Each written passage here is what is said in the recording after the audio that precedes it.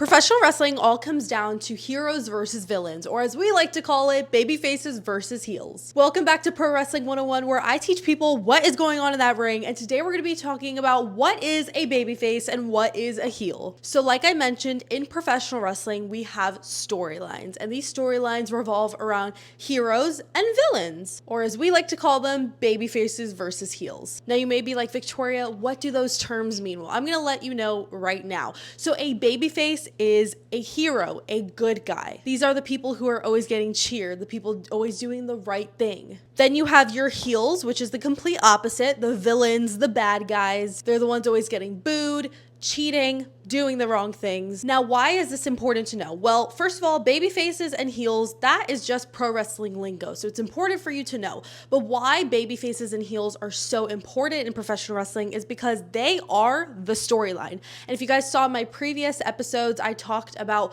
why storylines are so big in professional wrestling. It's because that's how you get to the next match. This is episodic television we are talking about. This is entertainment. So when you have storylines, there needs to be a bad guy and a good guy, someone to cheer, someone to boo, and that's exactly what we have here. Now down here I wrote blank turn. Something you guys need to know in a storyline is when somebody turns. You're either going to turn heel, which is the most common use of this term, or turn babyface. Now, if you're turning heel, that means you were a good guy and maybe you betrayed your tag partner, or you just did something completely out of character that was like a definitive heel turn. And that goes for babyface as well. If you were a heel and then you do something that kind of makes the crowd cheer for you and then you officially turn babyface or face, that's what the term turn means. So when you're watching professional wrestling throughout matches, you're going to see certain people do certain things that's going to get a certain crowd reaction.